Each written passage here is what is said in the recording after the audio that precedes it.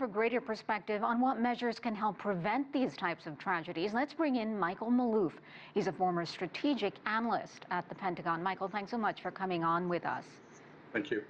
How unusual is this type of large-scale incident in Germany?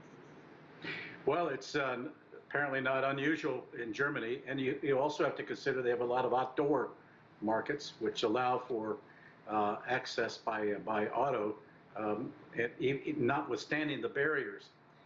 In the United States, you have more of indoor malls, and there are some outdoor activities and markets as well. So, and I understand that since the episode of Magdeburg, the number of locations, especially in New York City, have now begun to take some precautionary security measures as a consequence. Mm-hmm. But you can never be totally prepared, and this is the problem. Especially in malls, an episode can occur, and you have so many outlets of escape. People themselves, a number of things can be done.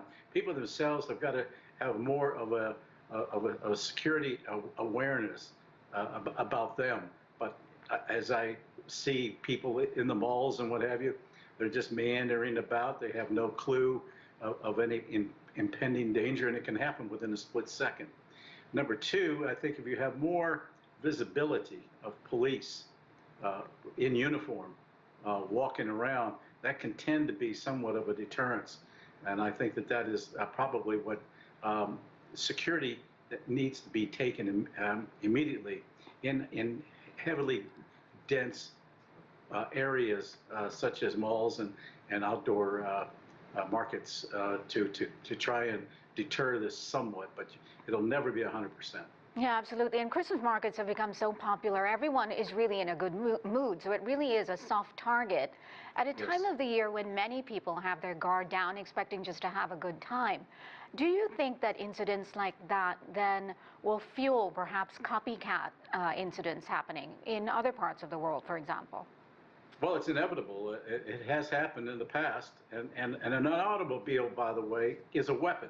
It can be used as a weapon. It's a means of transport, but as we've seen in numerous cases, especially in Germany, and I think in Spain a few years ago, a bus just plowed down some 80 people. So it can be very, very dangerous, and especially if you're walking on the streets. Look at New York City. I mean, anything can happen when the streets themselves are crowded, and a car decides to swerve and hit the sidewalk. It can happen. And that's why people themselves need to start taking some awareness of their own surroundings at all times, just as a precaution. And as I said, it can happen in a split second. Yeah, and I was going to ask you about that because I actually live in New York City, and we've had a lot of success with See Something, Say Something, the initiative there. So how much do we need to rely on common sense of just average people, all of us really just being more aware when we're out and about and being able to sort of speak out, willing to take the time to speak out?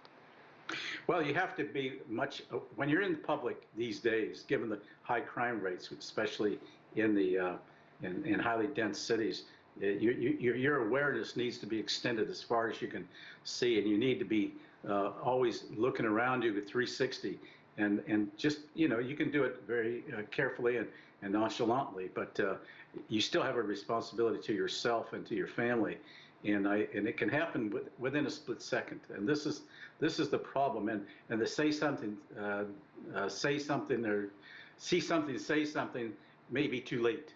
You will probably not have that time to call somebody in the event of someone who, in this case, who might want to swerve off of a street and plow into a sidewalk full of people who are doing their Christmas shopping. So awareness by individuals is absolutely key. But I also think, once again, if you have the visibility of uniformed enforcement, that's also a helpful deterrence. Yeah, I'm sure we will see more people out and about from local authorities to try and prevent something like this happening again. Michael Maloof, thank you so much for your time today. My pleasure. Thank you.